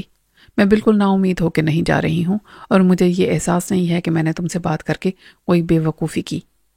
ایک بات اور، اگر آپ وہ سب نہیں کر رہی تھیں جن کا الزام آپ پر آیا تو پھر آپ کو مطمئن رہنا چاہیے اور اللہ سے بہتری کی امید رکھنی چاہیے۔ بھابھی کے چلے جانے کے بعد میں بہت دیر تک بے یقینی کے گرداب میں تنکے کی طرح ڈوبتا ابھرتا رہا۔ اس صورتحال میں یہ ناممکن تھا کہ میں بھابھی کی ہر بات منوعن تسلیم کر لوں، اور یہ بھی مشکل تھا کہ اسے ہونے والی گفتگو کو ایک ڈرامہ یا اس کی سازش کا ایک نیا روپ سمجھ کے نظر انداز کر دوں۔ ظاہر ہے مجھے کسی سے بات کرنی تھی، خود بھابھی یہی چاہتی تھی، لیکن اب ریشم اور سلونی کی طرف سے میرے اعتماد کے آئینے میں بال آ گیا تھا، تو میں صرف انور کو شریک راز کر سکتا تھا۔ اگلے دن مجھے انور سے بات کرنے کا موقع بڑی دیر سے ملا۔ صبح وہ اپنی زمینوں کے معاملات نمٹانے نکل گیا تھا۔ حویلی میں بڑے چودھری کا علاج باقاعدگی سے شروع کر دیا گیا تھا، اور یہ ڈاکٹر جلالی کا ہی کمال تھا کہ اس نے ناممکن کو ممکن کر دکھایا تھا۔ کسی کو بھی یقین نہیں تھا کہ حویلی میں کوئی زبردستی کر کے ڈاکٹرز کی ہدایات پر عمل کرا سکتا ہے۔ خصوصاً خوراک میں احتیاط کا مسئلہ دوا لینے سے بھی زیادہ مشکل تھا۔ اصرار کر کے انہیں وقت پر دوا دی جا سکتی تھی، مگر نمک والا، کم سے کم روغن والا سالن، سبزیوں پر مشتمل غذا، گوشت سے مکمل پرہیز، ایسا کوئی سوچ بھی نہیں سکتا تھا۔ وہ چیختے دھاڑتے الگ اور برتن اٹھا کے کھانا لانے والے کے منہ پر مارتے الگ، لیکن ایسا نہیں ہوا۔ ڈاکٹر جلالی نے بھی کچھ رعایت دی کہ تبدیلی کا عمل آہستہ آہستہ آئے۔ خود اس نے چودھری صاحب کے ساتھ ہی کھانا کھایا۔ وہ شطرنج بھی کھیلتے رہے، پھر پیدل چلانے کے بہانے ڈاکٹر جلالی نے ان کے ساتھ باغ اور زمینوں کو دورہ کیا۔ مجھے احساس ہوا کہ اپنی چودراہٹ اور بزرگی کی دہشت سے انہوں نے خود کو تنہا کر لیا تھا۔ ان کا حکم ماننے والے بہت تھے، دوست کوئی نہیں تھا جس سے وہ بے تکلف ہو کر ہر بات شیئر کر سکتے۔ جلالی انہی کی عمر کا تھا، اور اس نے اپنی دوستانہ جارحیت سے چودھری کا اعتماد حاصل کر لیا تھا۔ مجھے اندازہ ہوا کہ حاکم بن کے انسان محکوموں کے درمیان کتنا اکیلا ہو جاتا ہے۔ دوپہر کے کھانے کے بعد میں نے انور کو گھیر لیا۔ تو کہاں پھر رہا تھا؟ صبح سے میں دیکھ رہا تھا۔ یار یہ ایک چھوٹی موٹی ریاست تو ہے، اس میں صرف میرے مسائل نہیں دوسروں کے بھی ہیں۔ تو بتا تیرا کیا مسئلہ ہے؟ میں نے کہا کل تجھے نئی گاڑی کی ڈلیوری لینی تھی، مگر کل تو سارا دن باہر رہا، مجھے یہاں کے کام تھے۔ خیر چلتے ہیں، ابھی تو بہت وقت ہے۔ میں یہی چاہتا تھا کہ حویلی میں کوئی بات نہ کروں۔ تو جا گاڑی لینے، میں آتا ہوں 1 گھنٹے میں۔ وہ نرس نہیں پہنچی، اسے لانے کا بہانہ ہے۔ انور نے مجھے غور سے دیکھا۔ یعنی تو ہماری آپس کی بات کو بھی سیکرٹ رکھنا چاہتا ہے؟ اوکے، میں چلتا ہوں پھر۔ میں نہیں چاہتا تھا کہ ریشم یا سلونی کو بھابھی کی شکایت کا پتہ چلے۔ اگر ہم ساتھ جاتے تو یہ ہو سکتا تھا کہ ریشم بھی اپنی مرضی سے یا انور کے کہنے سے ساتھ چل پڑتی۔ آج کل ان دونوں کے معاملات کسی حد تک اوپن ہو گئے تھے۔ شک کے مرحلے سے گزر جانے کے بعد دونوں میں بے تکلفی ہو گئی تھی اور رازداری ختم ہو گئی تھی۔ انور نئے ڈرائیور کے ساتھ ایک کار لے گیا تھا، مجھے خود جیپ چلا کے جانا پڑا۔ شو روم میں انور نئی گاڑی وصول کر چکا تھا، میں نے ڈرائیور کو جیپ کے ساتھ واپس کر دیا۔ اب ہم دونوں کو اپنی اپنی گاڑی خود ڈرائیو کرنی تھی۔ اطمینان سے بات کرنے کے لیے پی سی کا ریسٹورنٹ مجھے سب سے مناسب جگہ لگتی تھی۔ وہاں کافی پیتے ہوئے میں نے اسے بھابھی سے ہونے والی تمام گفتگو کے بارے میں بتا دیا۔ میں دیکھ رہا تھا کہ اسے پریشانی سے زیادہ غصہ ہے، مگر میری بات اسے سننا پڑی۔ میرے خاموش ہوتے ہی اس نے کہا، وہ عورت کوئی نیا کھیل کھیلنا چاہتی ہے۔ پہلے یہ سوچ کہ جو بات ہمارے درمیان ہوئی وہ بھابھی تک کیسے پہنچی۔ میرے اور تیرے علاوہ ان معاملات پر جو گفتگو ہوئی اس میں صرف ریشم اور سلونی شریک تھیں۔ تیرا خیال ہے ان میں سے کسی نے بھابھی کے کان بھرے؟ تو اپنا خیال بتا۔ میں سلونی پر شک کر سکتا ہوں، ریشم پر نہیں، وہ برہمی سے بولا۔ سلونی پر تیرا اعتماد پرانا ہے یا نہیں؟ ریشم پر شک نہ کرنے کی وجہ بھی ظاہر ہے۔ وہ بگڑ گیا۔ یار تو ایسی بات کیسے کر سکتا ہے؟ کیا تو میرے ساتھ نہیں تھا جب مجھ پر قاتلانہ حملہ کیا گیا تھا؟ فائرنگ میں ڈرائیور مارا گیا تھا۔ آخر کس پر جائے گا میرا شک؟ میرا تو کوئی دشمن نہیں تھا، اور شروع میں جو گارڈ مجھے شوٹ کرنے آیا تھا کوئی نہیں تھا میرا دشمن۔ مگر اب بھائی ہے، شاید صرف بھائی ہے۔ اب تو کہے گا کہ دشمنی کی ابتدا اس کی طرف سے ہوئی تھی، ظلم اور ناانصافی کرنے والا وہ تھا۔ ماں باپ مجبور تھے یا نہیں، اس سے فرق نہیں پڑتا، مگر جب تیری باری آئی تو کیا ہوا؟ انصاف ہوا، مجرم کو سزا ملی، اور دشمنی بڑھ گئی۔ انور سوچ غور کر کے معاملات کو اس انتہا تک لے جانے میں کس کا ہاتھ ہے؟ میرا، چودھری صاحب کا، ماں جی کا، یا بھابھی کا؟ نہیں، یہ 100% تیرا فیصلہ تھا۔ اب یہ غلط کیسے سمجھا جا سکتا ہے، اور میں نے اسے بہت رعایت بھی دے رکھی ہے۔ تو اپنی بات سے پھر گیا ہے انور۔ تو نے مجھے قائل کیا تھا کہ تجھے خود کو حاکم تسلیم کرانے کے لیے اپنے دشمنوں کو ایک پیغام دینا تھا تاکہ وہ تجھے کمزور نہ جانے۔ بہت ظالمانہ بلکہ انسانیت سوچ سزائیں دی تو نے۔ میں نے بہت رحم دلی کا مظاہرہ بھی کیا تھا۔ انور، میں نے بہت سوچا، یہ صرف بھابھی کی بات کا اثر نہیں ہے۔ تو ایک روایتی مزاج والا جاگیردار بن رہا ہے، تو بھی اکبر بن رہا ہے۔ پہلے ایسا نہیں تھا، تو اس جاگیردارانہ نظام اور ظلم کے خلاف تھا، زمین کو تقسیم کرنے اور غریبوں کی فلاح کی بات کرتا تھا، اور اسی کی سزا بھی ملی ہے۔ وہ تلخی سے بولا۔ ہاں، مگر اس سے تیری شخصیت بدل گئی، سوچ بدل گئی، تیری سب تعلیم اور ذہنی برتری خاک میں مل گئی، تجھ پر لالچ غالب آ گیا، اقتدار کی حوث نے تجھے مغلوب کر لیا۔ مجھے زندہ رہنے کے لیے ایسا بن کر رہنا ہوگا، یہ مجبوری ہے میری۔ غلط، تو نے اپنی زندگی کو خطرات کے جنگل میں دھکیل دیا ہے۔ پہلے کوئی تیرا دشمن نہیں تھا، یہ تو نے خود کہا، اور اب ہر طرف تجھے دشمن ہی دشمن دکھائی دیتے ہیں، سازشی اور قاتل۔ تجھے محافظ بدلنا پڑے، پھر بھی تو ڈرتا ہے۔ اکبر کے ساتھ بھابھی ہے، اس کا باپ ہے، اس کے پیروں مریدوں کی فوج ہے، اور اس کے حکم پر وہ کچھ بھی کر سکتی ہے۔ تیری مشکلات میں اضافہ ہوگا انور۔ وہ چلانے لگا۔ صاف کیوں نہیں کہتا کہ تو ڈر گیا ہے؟ تو مجھے بھی ڈرانا چاہتا ہے۔ انور، خطرات سے نمٹنا اور بات ہے، خطرات کو دعوت دینا اور بات ہے۔ آدمی بہت ہوشیار اور بہادر بنتا ہے، لیکن اس کی ساری طاقت کا غرور ایک سوراخ سے نکل جاتا ہے جو 1 انچ کی چھوٹی سی گولی اس کے سر میں بنا دے۔ تو کیوں ایک مطمئن اور محفوظ اور خوش و خرم زندگی پر قناعت نہیں کرنا چاہتا؟ اس جاگیرداری کے غرور یا جنون کی قیمت کیا ہے آخر؟ کیا چاہتا ہے تو آخر؟ کیوں مجھے پریشان کر رہا ہے؟ اگر تو دوست سمجھتا ہے مجھے تو پھر میری بات سن اور سمجھنے کی کوشش کر، ورنہ تو اپنی مرضی کا مالک ہے۔ میں بیک وقت دوستی کا دعویٰ اور تیری تباہی کا تماشا نہیں کر سکتا۔ میں ایک لاوارث اجنبی تھا جس کے نہ یہاں کسی سے رشتے تھے اور نہ کہیں اور۔ میں چلا جاؤں گا۔ یہ بلیک میلنگ ہے ملک، تو جو چاہے سمجھ۔ اگر تو میری بات سننا یا سمجھنا ہی نہیں چاہتا تو میرا تیرے ساتھ رہنے کا کیا فائدہ؟ محض مصاحب بن کے ہر معاملے میں جی حضوری کرتا رہوں؟ یا تجھے گڑھے میں گرتا دیکھوں پھر بھی چپ رہوں؟ نو سر، ایسی بے ضمیری میرے خون میں نہیں ہے۔ انور کے چہرے پر خفت سے پسینہ آ گیا۔ یار آئی ایم سوری، میرا ہرگز یہ مطلب نہیں تھا۔ اچھا بول، میں سن رہا ہوں۔ میں نے ایک گہری سانس لی اور ایک گلاس اپنے اندر اڈیل کر اپنے غصے کو ٹھنڈا کیا۔ دیکھ انور، یہ سیدھا سیدھا حساب کا سوال بنتا ہے۔ اندازاً کیا مالیت ہوگی تیری تمام جائیداد اور جاگیر کی؟ مجھے کوئی آئیڈیا نہیں۔ آئیڈیا ضرور ہوگا، کروڑ 2 کروڑ کے فرق کو چھوڑ 1 ارب 1.5 ارب یا اس سے زیادہ۔ وہ سوچ میں پڑ گیا۔ شاید 2 ارب۔ اس میں تیرا حصہ قانونی طور پر بنتا ہے 1 ارب۔ یہ تیرا حق ہے، شرعی، قانونی اور اخلاقی۔ جنگ ہے اضافی 1 ارب کے لیے، جس میں 2 زندگیاں داؤ پر لگی ہوئی ہیں، تیری اور اکبر کی، رائٹ؟ اب تک یہی پوزیشن ہے نا کہ ایک مالک ہو سکتا ہے دوسرا نہیں، چنانچہ ایک کو مالک اور دوسرے کو مرحوم و مدفون کہلانا ہے۔ یہ مستقبل کا فیصلہ ہے۔ مستقبل بالکل غیر یقینی ہے۔ کیا 1 ارب کم ہے تیرے لیے؟ اور 2 ہوں گے تو کیا تجھے کتنا فرق پڑ جائے گا؟ تیری شان و شوکت، عیاشی، بدماشی سب دگنی ہو جائے گی۔ 1 ارب میں تو خود کو غریب محسوس کرے گا، کم تر۔ تیری ڈگریاں اور علم کے خزانے گئے پھاڑ میں۔ انور نے آہستہ سے کہا، 1 ارب بھی بہت ہوتے ہیں، مگر کیا؟ یہ انا کا مسئلہ ہے، شان کا، انتقام کا، جس پر تو زندگی کا جوا کھیلے گا۔ ہر احمق امید پرست جواری کی طرح یہ نہیں سوچے گا کہ ہار تو کسی کے حصے میں بھی آ سکتی ہے۔ سکون، قناعت، خوشی اور عافیت کی تیرے نزدیک کوئی وقت نہیں۔ بھابھی کی باتوں کو چھوڑ، سازش کے تمام امکانات کو مسترد نہیں کیا جا سکتا۔ خود کو بچانے کے لیے بلی بھی شیر سے لڑتی ہے۔ بھابھی کے پیچھے اس کے باپ کی جذباتی سپورٹ کا ہونا فطری بات ہے، اور وہ کس قماش کا آدمی ہے تو جانتا ہے مجھ سے بہتر۔ پھر کیا کروں؟ سمجھوتا کر لوں؟ تقسیم پر راضی ہو جاؤں؟ سوال یہ ہے کہ کیا دوسرا فریق بھی راضی ہوگا؟ میں نے کہا نہیں ہوگا تو کر لیا جائے گا۔ اس پر دباؤ ڈالنے والے بہت سے لوگ ہیں، اس کی بیوی، بیوی کا باپ، خود اس کے ماں باپ۔ اس سے یہی کہیں گے کہ صلح جوئی سے رہو، تم بھائی بھائی ہو، دشمن نہیں۔ انور نے ٹھنڈی سانس لی۔ اچھا، میں سوچوں گا۔ میں بھابھی سے بات کرتا ہوں، تو انہیں ملنے کا موقع دے۔ اکبر کو اس کی بیوی سمجھا سکتی ہے، وہ اپنے باپ سے بھی بات کر سکتی ہے۔ یہ ہو سکتا ہے کہ انہیں تیری پیشکش پہ ایک چال لگے۔ میں بھی پیر صاحب کو تیری طرف سے ضمانت دے سکتا ہوں۔ اس میں دیر خطرناک ہوگی انور۔ اس امکان کو مسترد نہیں کیا جا سکتا کہ پیر صاحب کے مریدوں کا ایک ٹولہ نتائج کی پرواہ کیے بغیر حویلی پر حملہ کر دے، تجھے اٹھا کر لے جائے اور اکبر کو بھی چھڑا لے۔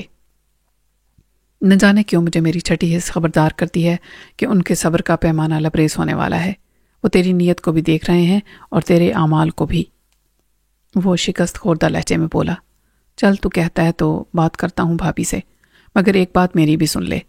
تو مجھ پر بھروسہ کر سکتا ہے، اکبر پر نہ میں کرتا ہوں اور نہ تجھے کرنا چاہیے۔ وہ دوغلا ہے، ابھی مان جائے گا، لیکن اس کے اندر سے وہ زہر نہیں نکلے گا جو اس کے خون میں شامل ہے۔ اس کے خواب و خیال میں نہیں تھا کہ کبھی اسے میری جگہ قید میں آنا پڑے گا۔ یہ اس کے غرور کی اور انا کی شکست ہے، اور وہ معاف کرنے والا آدمی نہیں ہے۔ ہو سکتا ہے کہ قید کے تھوڑے سے دنوں میں اسے سمجھ آ گئی ہو۔ انور نے نفی میں سر ہلایا۔ اس کا اثر الٹا ہوگا ملک صاحب، وہ سمجھے گا کہ پہلی بار اس نے مجھے زندہ چھوڑ کے کتنی بڑی غلطی کی تھی۔ اب تقدیر نے اسے پھر سے موقع دیا ہے تو اسے دیر نہیں کرنی چاہیے۔ جس دشمن کو پہلے چھوڑ دیا تھا اب ہرگز نہیں چھوڑنا۔ اس میں اور مجھ میں بہت فرق ہے۔ اسے کوئی نہیں سمجھا سکتا، کیونکہ اس کا دوست کوئی نہیں، اور دوست اس کا نہیں ہوتا جو کسی پر اعتماد نہ کرتا ہو۔ وہ اپنی زندگی ایسے ہی گزارنا چاہے گا تو اس کی مرضی، ہم اس کے نقش قدم پر نہیں چلیں گے، لیکن اپنی حفاظت کے خیال سے غافل بھی نہیں ہوں گے۔ جب ہم واپس پہنچے تو رات زیادہ نہیں گزری تھی۔ یہ سوال صرف ریشم اور سلونی نے کیا کہ ہم جس نرس کو لانے گئے تھے وہ ہمارے ساتھ کیوں نہیں آئی۔ کھانے کی میز پر سے بھابھی غیر حاضر تھی۔ مریض اور مسیحا نے کھانا مل کے ایک جگہ پر کھایا تھا، یعنی چودھری صاحب کے کمرے میں، اور ایک جیسا کھایا تھا۔ ڈاکٹر جلالی نے چودھری صاحب کو کسی بگڑے ہوئے بچے کی طرح کنٹرول کر لیا تھا۔ بگڑا ہوا بچہ نہ بہت مار سے سدھرتا ہے اور نہ ہی پیار سے، اسے نفسیاتی طریقے سے مطیع بنانا پڑتا ہے۔ ریشم نے پھر سے کچھ چھیڑا، آخر نرس لانے کا بہانہ کر کے جانے کی کیا ضرورت تھی؟ میں نے کہا، بہانہ کیسا؟ اس کا نام ڈاکٹر جلالی نے بتایا تھا، مگر اس نے آنے سے انکار کر دیا۔ کیوں؟ جب معاوضہ بھی طے ہو گیا تھا۔ میں نے جھلا کر کہا، یار۔ اس نے پوچھا، دل کا مریض کون ہے؟ میں نے کہا، میں ہوں، ہمیشہ سے۔ حسینوں کے وار، محبت سے انکار اور ہجر کے آزار اٹھاتے اٹھاتے بہت کمزور ہو گیا ہے اب میرا دل۔ اب آپ پر آ گیا ہے، میرا ہاتھ تھام لو، میرے ساتھ چلو۔ اب تم مجھے یہ بتاؤ کہ ہم چاروں کے درمیان ہونے والی گفتگو شاہینہ بھابی کے کانوں تک کیسے پہنچی، جب اس وقت کوئی سننے والا قریب نہیں تھا، کوئی دیوار بھی نہیں تھی جس کے کان ہوں؟ میرا سوال اتنا اچانک، غیر متوقع اور ڈائریکٹ تھا کہ اس کا رد عمل ایک شوق کی صورت میں آیا۔ سلونی اور اس کے ساتھ ہنسنے والی ریشم کی ہنسی ایک دم کافور ہو گئی۔ وہ کچھ دیر میری صورت دیکھتے نہیں، جیسے میری بات سمجھنے میں دشواری لاحق ہو۔ یہ انکشاف سے زیادہ ایک الزام تھا جو کسی پر نہ ہونے کے باوجود سب پر تھا۔ سلونی نے میرے سوال کا جواب دوسرے سوال سے دیا۔ تمہارا کیا خیال ہے، یہ کون کر سکتا ہے؟ معلوم ہوتا تو میں تم سے پوچھتا، میں نے کہا۔ ریشم نے احتجاج کے انداز میں کہا، یہ سمجھ میں نہ آنے والی بات ہے۔ تم سے کس نے کہا؟ خود بھابی نے، میں نے سپاٹ لہجے میں کہا۔ میں کسی کی طرف بھی انگلی نہیں اٹھا سکتا، دل میں شک بھی نہیں لا سکتا، لیکن بھابی کی شکایت کو نظر انداز بھی نہیں کیا جا سکتا، ورنہ کہتا کہ یہ آپ کا وہم ہے، افواہ ہے، لیکن جو اس نے بتایا وہی تھا جو ہم نے ڈسکس کیا تھا۔ اس نے کہا کہ بلا وجہ اس کے خلاف سازش کرنے کا شک کیا جا رہا ہے، اس کے باپ کی نیت پر شک کیا جا رہا ہے۔ اس نے سرنگ والی بات کا بھی حوالہ دیا۔ اب ہم جانتے ہیں کہ وہ بات کتنی بے بنیاد تھی۔ انور نے ان کے دفاع کی کوشش کی۔ یار ملک، شاید ہم اونچا بول رہے تھے اور رات کا وقت تھا، کسی نے وہ باتیں سن لی ہوں۔ کس نے؟ آس پاس کون تھا؟ یہ ہو سکتا ہے کہ اندھیرے کی آڑ میں کوئی دبے پاؤں قریب آ گیا ہو، درختوں کے پیچھے چھپتا چھپاتا۔ تو چھوڑ اس بات کو، میں نے کہا۔ اوکے، میں مطمئن تو نہیں ہوا لیکن لاجواب بھی ہوں۔ ایک سوال میں بھی کروں؟ سلونی نے کہا۔ اس گورکھن یا مالی کو قتل کرنے والا کون تھا؟ اس کو تو کسی نے نہیں دیکھا تھا۔ اسے قتل کرنا کس نے ضروری سمجھا؟ آخر کس کا مجرم تھا وہ؟ کیا جرم تھا اس کا؟ اس کی بیوہ نے تو بتایا کہ وہ قبر کے نیچے سے مٹی نکال کے اینٹیں بنانے والوں کو دے رہا تھا۔ یہ جرم کس کے نزدیک تھا؟ اس کے نزدیک جو سمجھتا تھا کہ مٹی میری تھی، وہ چوری کر رہا تھا، میں نے سوچ کے کہا۔ بھٹا تو شاید ایک ہی ہے، ممکن ہے دو ہوں۔ بھٹے کے مالک چوری نہیں کر رہے تھے، وہ مٹی خرید رہے تھے اپنے فائدے کے لیے، ان پر کوئی الزام نہ آتا۔ وہ کہتے کہ ہمیں کیا معلوم وہ مالکوں سے چوری چھپے مٹی بیچ رہا تھا۔ مٹی کا مالک کون ہے؟ سب خاموش رہے۔ اس سوال کے جواب میں دو ہی نام لیے جا سکتے تھے، بڑے چودھری صاحب یا چودھری انور۔ ان باتوں نے بدمزگی پیدا کر دی تھی اور فضا اتنی مقدر ہو گئی تھی کہ انور نے نیند کے بہانے یہ بحث ختم کی۔ یار دفع کرو، ایسی باتوں میں دماغ سوزی لا حاصل ہے۔ میں بہت تھک گیا ہوں، آج سونے جا رہا ہوں۔ میں بھی کچھ دیر اپنے کمرے میں لیٹا چھت کو دیکھتا رہا۔ سلونی کا سوال بے حد اہم تھا۔ چوری چھپے مٹی بیچنے پر گورکھن کو سزا وہی دے سکتا تھا جو خود کو اس کا مالک سمجھتا ہو۔ چودھری صاحب کا عمر بھر یہی انداز حکمرانی رہا تھا۔ اکبر بھی ان کا صحیح جانشین تھا، چنانچہ غلاموں، ملازموں اور نمک خاروں کے ساتھ غیر انسانی رویہ رکھنے اور ان پر ظلم کرنے کی روایت برقرار رہی تھی۔ لیکن انور تو ایسا نہیں تھا۔ چودھری صاحب اپنے وارڈ میں لیٹے تھے، اکبر قید میں تھا۔ دماغ اسے مسترد بھی کرتا تھا، مگر انور کا نام پھر سامنے آ جاتا تھا۔ میں سخت الجھن میں تھا اور اس وقت بھابی سے بات کرنے کے مسئلے پر غور نہیں کر رہا تھا جب وہ خود دبے پاؤں آ گئی تھی۔ بھابی، یہ ٹھیک نہیں ہے، میں نے اٹھ کے بیٹھتے ہوئے کہا۔ کیا ٹھیک نہیں ہے ملک صاحب؟ تمہارا یوں چوری چھپے مجھ سے ملنا، کسی کو کیا معلوم تم کیا کہنے آئی ہو؟ تم ڈرتے ہو؟ کیا مجھے ڈرنا نہیں چاہیے؟ حویلی میں یہ جرم نہیں سمجھا جائے گا کہ گھر کی بہو آدھی رات کو ایک نامحرم سے باہر کے آدمی سے ملنے آئے، اس کی خوابگاہ میں، تاریکی میں؟ نہیں بھابی، میں نے لائٹ آن کر دی۔ وہ گھبرائی۔ لائٹ بجھا دو۔ ہرگز نہیں، میں یہ خطرہ مول نہیں لے سکتا۔ بات کریں سب کے سامنے، دن کے اجالے میں۔ کوئی مجھ سے یا آپ سے پوچھے تو صاف بتائیں کہ آپ کی پریشانی کیا ہے، آپ کو کس کا ڈر ہے؟ وہ مطمئن ہو کے بیٹھ گئی۔ میں پوچھنا چاہتی تھی، تم نے انور سے بات کی؟ یہ بات کل آپ دن میں بھی پوچھ سکتی تھیں، کہیں بھی بلا کے یا روک کے۔ ابھی پلیز آپ جائیں، اپنے لیے اور میرے لیے خام خواہ کی الجھن پیدا مت کریں۔ بھابی نے سخت خفت اور ذلت محسوس کی ہوگی، مگر وہ اٹھ کھڑی ہوئی۔ کس کی مجال ہے کہ مجھ پر شک کرے؟ فضول بات ہے یہ۔ ایک جوان خوبصورت عورت رات کے وقت کسی اجنبی مرد کے بیڈ روم میں جائے تو دیواریں بھی شک کرتی ہیں۔ فرشتہ نہ میں ہوں نہ آپ۔ مجھے آپ کو بے عزت کرنا مقصود نہیں، آپ کی عزت پر حرف نہ آئے، اس لیے ایسا کر رہا ہوں۔ وہ باہر نکل گئی اور دروازے کے قریب رکی۔ ایک جملے میں تو میرے سوال کا جواب دے سکتے تھے۔ جواب سن لیں۔ انور سے بات کی تھی میں نے اور امید ہے کہ سب کچھ آپ کی مرضی کے مطابق ہوگا، اب جائیے۔ مجھے اس بے رخی کا افسوس ضرور تھا، لیکن میں نے اچانک محسوس کیا کہ خطرہ صرف میرے لیے ہے۔ یہ ایک نیا خیال تھا جس نے میرے وجود میں خوف کی سنسنی کو جگا دیا۔ یا یہ بھی بھابھی کے انتقامی جذبات کی آگ میں جھلسنے والے ذہن کی کوئی سازش تھی؟ جو بات وہ دن کے اجالے میں کر سکتی تھی، اس کے لیے بھابھی نے رات کے مجرم اندھیرے کا انتخاب کیوں کیا؟ اکیلے میں وہ مجھ سے کہیں بھی مل لیتی، مجھے اپنے کمرے میں بلا لیتی اور دروازہ کھلا رکھتی یا میرے کمرے میں آ جاتی۔ میں لاکھ باہر کا صحیح، اب اس گھر کے ایک فرد کی ذمہ داری نبھا رہا تھا۔ اس کا ہرگز یہ مطلب نہیں تھا کہ مجھے اپنا لیا گیا ہے۔ یہ خاندان، ذات، برادری اور شجرہ نسب کی سند رکھنے والے خون کا مسئلہ تھا۔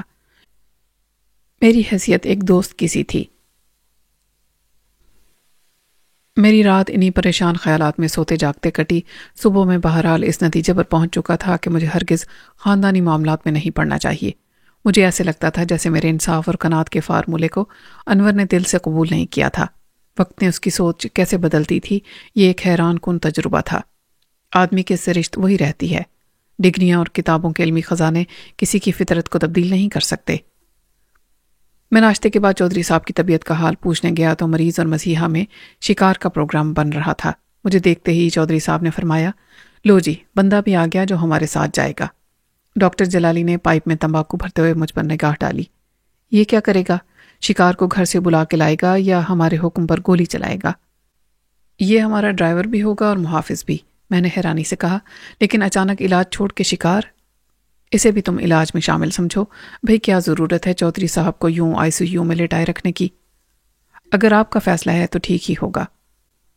اپنے ڈاکٹر صاحب کا کہنا ہے کہ سیر و تفریح بھی دوا ہے، تو ہم نے ایک چھوٹا سا پروگرام بنا لیا، جیپ لے کر چلتے ہیں۔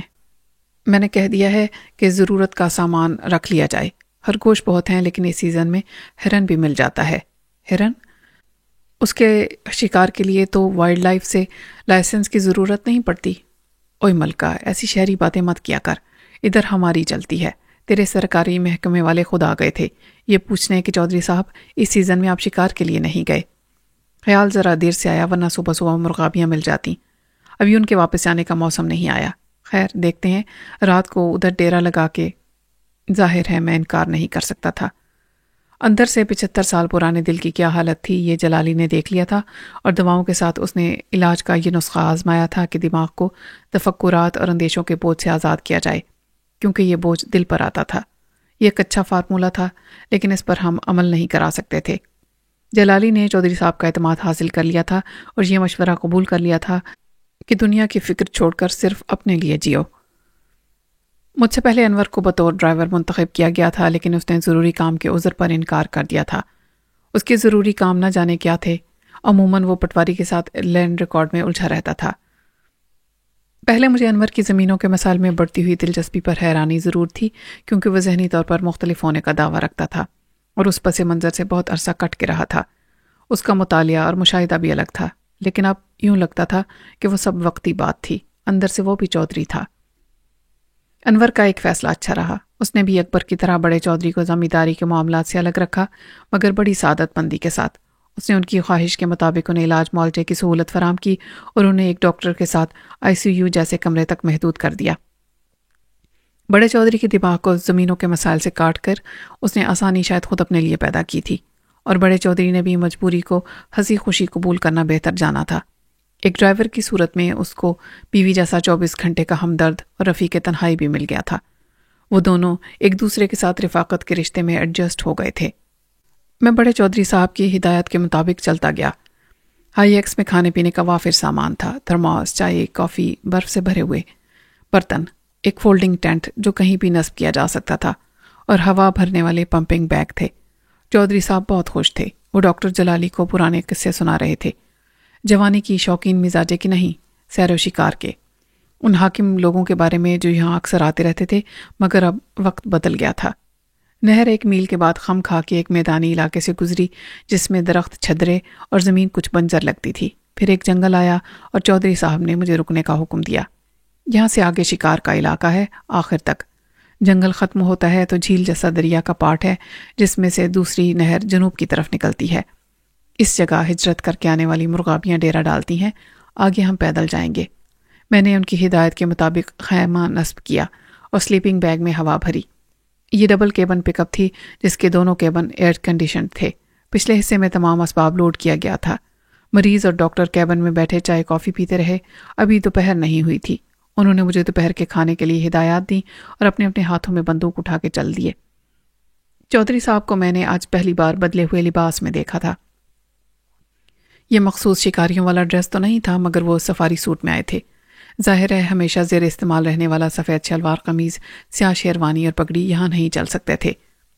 انہوں نے پگڑی کی جگہ سر پر روایتی سولو ہیٹ رکھا ہوا تھا۔ ڈاکٹر جلالی پینٹ شرٹ میں تھا۔ جاگرز انہوں نے نہیں پہنے تھے۔ یہ نفسیاتی اثر تھا کہ چودھری صاحب خود کو بیمار اور ضعیف محسوس نہیں کر رہے تھے۔ وہ صحت مندوں کی طرح چل رہے تھے اور بڑے جوش سے باتیں کر رہے تھے۔ اب مجھے کوئی کام نہیں تھا۔ میں ڈیش بورڈ پر لگے ریڈیو کو ٹیون کرنے لگا۔ آواز صاف نہیں تھی مگر گانے اچھے آ رہے تھے۔ مجھے بالکل پتہ نہیں چلا اور ایک جیپ بالکل ساتھ آ کے رک گئی۔ مجھے اس میں ڈرائیور کے ساتھ پیر و مرشد اظہر علی سہروردی نظر آئے۔ ڈرائیونگ کے فرائض سر انجام دینے والا ان کا مرید خاص ہوگا، جیسے کہ پیچھے بندوق کے ساتھ بیٹھے ہوئے محافظ۔ میں نے نیچے اتر کر ان سے مصافحہ کیا تو ان کے مریدوں کو میری یہ جسارت ناگوار گزری۔ ایک نے کہا، تمہیں پہلے پیر و مرشد کی قدم بوسی کرنی چاہیے۔ پیر صاحب نے بڑی فراخ دلی اور شفیق اور معاف کر دینے والی مسکراہٹ کے ساتھ ہاتھ اٹھا دیا۔ یہ ہمارا برخوردار اور شہری بندہ ہے۔ پیر صاحب نے کہا، سیکھ جائے گا، یہاں کے ادب آداب بھی سیکھ جائے گا۔ میں نے کہا، آپ یہاں کیسے؟ پیر صاحب نے اپنے عربی لباس کو سنبھالا۔ ہم ایک مرید خاص کی درخواست پر اس کے لیے دعا کرنے گئے تھے۔ رات بھر محفل سما کا روح پرور ماحول تھا۔ نماز فجر کے بعد سو کے اٹھے تو اپنے آستانے جا رہے تھے کہ اصغر کی گاڑی دیکھی۔ میں نے کہا، وہ شکار کے لیے آئے ہیں۔ شکار کے لیے؟ ہم نے تو سنا تھا کہ وہ اتنا بیمار ہے کہ ہسپتال نہیں جا سکتا۔ ہسپتال اس کے لیے وہیں آ گیا ہے۔ ٹھیک سنا تھا آپ نے۔ ان کا اسپیشلسٹ ڈاکٹر جلالی بھی چودھری صاحب کے ساتھ ہے۔ یہ اچھا علاج ہے یار۔ انہوں نے مسکرا کر مریدوں کو دیکھا۔ مرید اپنا فرض سمجھ کر مسکرائے۔ ان کے واپس آنے کا تو کچھ پتہ نہیں، 2 گھنٹے سے پہلے مشکل ہے۔ ایسی حالت میں صدقہ دینا واجب ہے۔ بے زبان جانوروں کا خون نفس کے ذائقے کے لیے جائز نہیں۔ اللہ اسے ہدایت دے، آمین۔ مریدوں نے ایک کورس میں کہا۔ آپ تشریف رکھیں، میں چائے کافی پیش کروں؟ پیر صاحب نے نفی میں سر ہلایا۔ نماز ظہر ہمیں آستانے پر ادا کرنی ہے، تم ہمارے ساتھ چلو۔ میں آپ کے ساتھ چلوں؟ اچھا ہوا تم یہاں مل گئے، ہمیں ایک ضروری بات کرنی تھی تم سے۔ جو پھر جیپ میں بیٹھ گئے۔ میں نے کہا، میں یہاں سے کیسے جا سکتا ہوں؟ ایک دم 2 مریدوں نے مجھے تو پوچھ دیا، تو پیر صاحب کے حکم کی خلاف ورزی نہیں کر سکتا۔ میں نے خود کو چھڑانے کے لیے زور لگایا۔ یہ کیا بدماشی ہے؟ پیر صاحب آپ منع کریں انہیں، میں چودھری کے ساتھ آیا تھا، وہ اجازت دیں گے مجھے تو؟ پیر صاحب نے یوں اللہ اکبر کہا جیسے انہوں نے میری آواز سنی ہی نہ ہو۔ مریدوں نے مجھے دھکے دے کر اور گھسیٹ کر جیپ کے پیچھے چڑھا دیا۔ مرید باڈی گارڈ بہت مضبوط اور تنومند بھی تھے اور مسلح بھی۔ میں بے خبری میں پکڑا گیا تھا۔ ذرا مہلت ملتی تو میں ان کی ساری بدماشی 1 منٹ میں نکال دیتا۔ انہیں کہاں اندازہ تھا کہ کالج کے زمانے میں اور پھر جیل میں قیام کے دوران میں نے جوڈو کراٹے کی تربیت حاصل کی تھی۔ میرا احتجاج رائے گاں کیا۔ ایک محافظ نے ریوالور میری پسلیوں سے لگا دیا۔ آرام سے بیٹھ جا ورنہ گولی چل گئی تو قصور ہمارا نہیں ہوگا۔ جیپ چل پڑی۔ پیر صاحب نے پیچھے دیکھے بغیر کہا، بھائی اس کو بحفاظت لے جانا ہے، زندہ سلامت۔ میں نے کہا، پیر و مرشد آپ مجھے حکم کرتے میں حاضر ہو جاتا، لیکن یہ کون سا طریقہ ہے بدماشی کا؟ میرے ساتھ بیٹھے ہوئے محافظ نے دھاڑ کے کہا، گستاخ، بے ادب، اور میرے سر پر ریوالور کا دستہ مارا۔ کچھ دیر کے لیے دنیا میری نظر میں اندھیر ہو گئی۔ مجھے ایک چکر سا آیا اور کچھ دیر بعد مجھے ہوش آیا تو جیپ پیر صاحب کے آستانے کے سامنے رکی ہوئی تھی۔ غالباً یہ فاصلہ زیادہ نہیں تھا۔ پیر صاحب اٹھتے بیٹھتے اللہ اکبر کا ورد کرتے تھے۔ جیپ سے اترتے ہوئے انہوں نے اللہ اکبر کہا اور کسی کی طرف دیکھے بغیر کہا، اسے حجرے میں پہنچا دو۔ پھر وہ اپنے بھاری بھرکم وجود کے گرد پھیلا ہوا سفید لبادہ سنبھالتے اور تسبیح کے دانے گھماتے آگے بڑھ گئے۔ مجھ میں غصہ بھرا ہوا تھا، لیکن عقل نے مجھے روکا کہ یہاں مزاحمت اور مقابلے میں نقصان میرا ہوگا۔ مسلح ہونے کے علاوہ محافظ توانا بھی تھے اور سب سے زیادہ خطرناک ان کے جذبات کی دیوانگی تھی۔ پیر و مرشد کے لیے جان لینا بھی ان کے لیے اتنا ہی آسان تھا جتنا جان دینا۔ اگر وہ میرے ہاتھوں مارے بھی جاتے تو اسے شہادت شمار کرتے۔ ایسے جنونی دیوانوں سے الجھنا کسی طرح بھی میرے حق میں نہیں تھا۔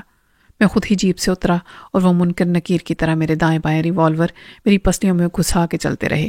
یہ ان کا علاقہ تھا، یہاں پیر و مرشد کی بادشاہت تھی۔ ان کے تیور بدماشوں والے تھے، مگر وہ مرید اور جانثار تھے۔ آستانہ ایک کشادہ ہال جیسی عمارت تھی جو شاید 20 فٹ بلند تھی۔ صرف 2 سیڑھیوں کے بعد جو لمبائی میں چاروں طرف پھیلی ہوئی تھی ایک چبوترا تھا۔ चबूतरे की चौड़ाई मेरे अंदाजे के मुताबिक 50 फुट से ज़ायद थी और ये मरकज़ी इमारत के चारों तरफ मौजूद था। सीढ़ियाँ सादा सीमेंट की थी और चबूतरे का फर्श मोज़ैक से बना हुआ था। इमारत के सामने वाले हिस्से में मेहराबी दरवाज़ा लकड़ी का था और उस पर चिन्योटी काम था।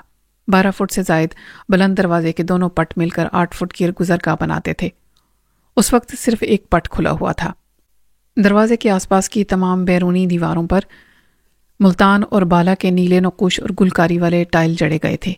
ऐन दरवाजे के ऊपर उन्हीं टाइलों को जोड़ के कलमा तैयबा लिखा गया था। ये जनूबी पंजाब और सिंध के आम मज़ारात का अंदाज था। छत पर मजदूर चारों कोनों पर मीनार इस्तादा करने में मसरूफ़ नज़र आते थे। गालिबन आस्ताने को मज़ीद मरूब कुन बनाने के लिए उसको रिवायती डिज़ाइन के मुताबिक बनाया जा रहा था। चबूतरे के हर तरफ देहाती मर्द औरतें फर्श पर डेरा डाले बैठे थे। मुझे याद आया कि आज जुमेरात है और शायद आस्ताने पर कोई महफिल समा या खुसूसी दुआ या तकरीब होगी। घेरदार शलवारों, बड़ी बड़ी पगड़ियों और लंबे कुर्तों वाले मुरीदान ख़ास हर तरफ किसी खुसूसी मुहाफिज फोर्स की तरह मौजूद थे। उनकी घनी स्याह दाढ़ियाँ थीं और बड़ी बड़ी मूछें। उनकी आंखें लाल अंगारा महसूस होती थीं। वो अकीदतमंदों में चावल तकसीम कर रहे थे जो वो अपनी झोलियों में लेते थे और नदीतों की तरह मुट्ठी भर भर के खाने लगते थे। मर्द, औरतें और बच्चे उस झोली पर मक्खियों की तरह मंडलाते थे। अंदर का माहौल नीम तारीक और ठंडा था। बहुत सी देहाती औरतें, मर्द अंदर दो जानू बैठे हुए थे और मुख्तलिफ हरकात में मसरूफ़ थे। मर्द दाएं बाएं झूम रहे थे और हलक से अल्लाहू की आवाज़ें निकाल रहे थे। दो औरतें आसमान की तरफ हाथ उठाती थीं और फिर ज़मीन पर मारती थीं तो खुद भी सजदे में चली जाती थीं। निस्बतन जवान सरों पर चादरें डाले या चेहरे को दुपट्टे में लपेटकर गुमसुम बैठी थीं, कुछ सहमी हुई, कुछ गुस्से और नागवारी के साथ। एक जवान औरत चिल्लाने लगी, मुझे जाना है, मुझे जाना है, और उसने अपने कमीज़ को एक झटके के साथ दामन तक चीर दिया। उसके साथ आने वाली बुढ़िया दुहाई देने लगी, ओ बेशरम, ओ बेहया, तो कित्थे जाना है, मैनू पता है। और लड़की को दोनों हाथों से कूटते हुए उसके गिर्द अपनी चादर लपेटने लगी, लेकिन जवान लड़की ने उसे यूं धकेला कि वो दूर जाके फर्श पर गिरी। उस वक्त मैंने दो तनुमत मुहाफिज या मुरीदों को लपकता देखा। हट जा तुमासी, इसे हम काबू करते हैं। फिर उन्होंने लड़की को दोनों तरफ से अपने बाजुओं में जकड़ लिया और घसीटते हुए ले गए। लड़की मचल रही थी, चिल्ला रही थी, मैंने जाना है, मैंने जाना है, और उसकी दोनों टांगें फर्श पर जिस्म के साथ घिसटती जा रही थीं। मेरा रुख हॉल के दाएं जानिब वाले दरवाजे की तरफ था। लड़की को मुरीद बाएं कोने के दरवाजे की समत ले गए। बेशतर अकीदतमंदों के नज़दीक ये एक रूहानी सफ़र था। लड़की पर जिन्नात या शैतानी अरवाह का गलबा था और किसी आम आदमी के लिए मुमकिन नहीं था कि उनके जुनून को कंट्रोल कर सके। ये काम पीर साहब की जलाली नज़र और ख़ास रूहानी क़ुव्वत कर सकती है। मेरे अंदाजे के मुताबिक वो कोई बेऔलाद बहू थी या ज़बरदस्ती ब्याही जाने वाली लड़की जिस पर हिस्टेरिया का असर था और सास के सख्त जालिमाना रवैये का उसमें ज़्यादा दखल था। ये चंद मिनट का नज़ारा था जो मैंने हॉल की मुसाफिर तय करते हुए देखा, और मेरे लिए कोई अनहोनी या चंबे की बात नहीं थी। ये नज़ारे आम थे। मैं कोने के दरवाजे तक पहुंचा तो एक मुरीद जो वहां दरवाजे से टेक लगाए बैठा था उठ खड़ा हुआ और उसने दरवाजे का कुफल खोल दिया। मुझे लाने वालों ने पीछे से मुझे धकेला तो मैं दरवाजे से गुजर गया। दरवाज़ा मेरे पीछे बाद में बंद हुआ। उससे पहले मैंने खुद को तारीख खला में तैरता हुआ महसूस किया। मेरे पैर जो दरवाजे के पीछे फर्श पर जमकर आगे बढ़ना चाहते थे, किसी ठोस जगह के न होने से हवा में हरकत करते रह गए और ज़मीन की कशिश ने मुझे गहराई की तरफ खींच लिया। मैंने एक इज़्तिरारी कैफियत में सहारे के लिए दाएं बाएं हाथ फैलाए, लेकिन वहाँ कुछ भी नहीं था। हवास मेरा साथ छोड़ चुके थे और तारीकी मुझे निकल रही थी। इससे पहले कि मैं कुछ समझता या संभलता, मेरा 80 किलो वज़न का वजूद भूसे में दफन हो गया। मैंने हाथ पैर चलाए और ख़ुद को उठाने की कोशिश करने लगा, मगर मेरे पैरों के नीचे भूसा फिसल रहा था और मेरे हाथ किसी सहारे को गिरफ्त में लेने से कासिर थे। मेरी कैफियत उस शख्स जैसी थी जो तैरना न जानता हो और उसे पानी में फेंक दिया जाए। अंधेरा इतना था कि मुझे दाएं बाएं कुछ नज़र नहीं आता था। भूसे की तेज़ बू थी जो मेरे हवास को मुख्तल कर रही थी। भूसे के ज़रात उड़कर सांस के साथ मेरे हलक में और नाक में दाखिल हो रहे थे। उस वक्त जो भी मैंने किया गैर इरादी था। मैं किसी को मदद के लिए क्या पुकारता। मेरा ख्याल है कि मैंने बेबसी की कैफियत में पीर साहब को वो सब गालियां दी जो मैं देना चाहता था, मगर अभी तक उसकी नौबत नहीं आई थी। चंद मिनट में मुझे होश आ गया। मैं सोचने के काबिल हो गया। मैंने हाथों को कपड़े से रगड़कर अपने चेहरे को साफ किया और अपना सर भूसे की दलदल से ऊपर किया। चंद गहरे सांस लेकर मैंने इस तराबी कैफियत में ला हासिल जद्दोजहद करने वाले आज़ा पर काबू पाया और साकित हो गया। یہ پیر صاحب کی ہوش مند آدمی کو حواس باختہ کر دینے کی بہت مؤثر تکنیک تھی۔ اگر زمین پر چلتے ہوئے کوئی میرے سر پر ہتھوڑا مار دیتا تو شاید میرا سر پھٹ جاتا، مگر میں اس طرح مفلوج اور بے دست و پا نہ ہوتا۔ چند سیکنڈ تک خلا اور تاریکی میں ڈوبنے کے بعد بھوسے کی دلدل میں اترنے تک میرے ذہن نے جیسے سوچنا ہی بند کر دیا تھا۔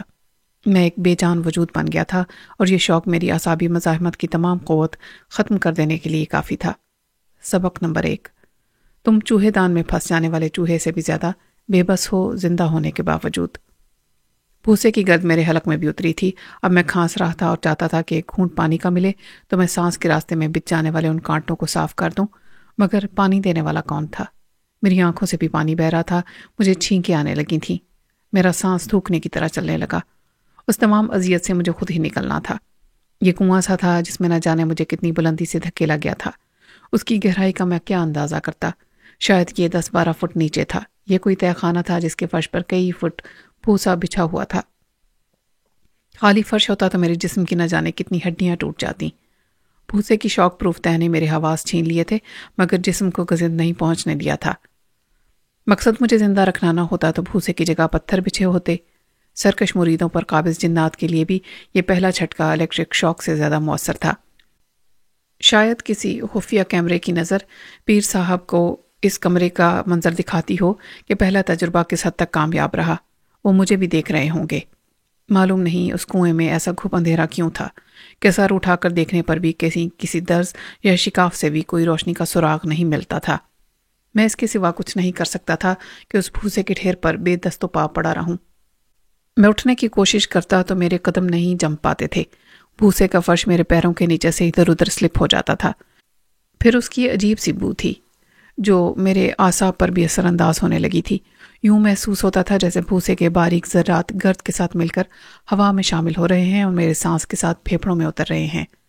میرے حرکت کرنے اور ہلنے جلنے سے یہ غبار بڑھ جاتا تھا۔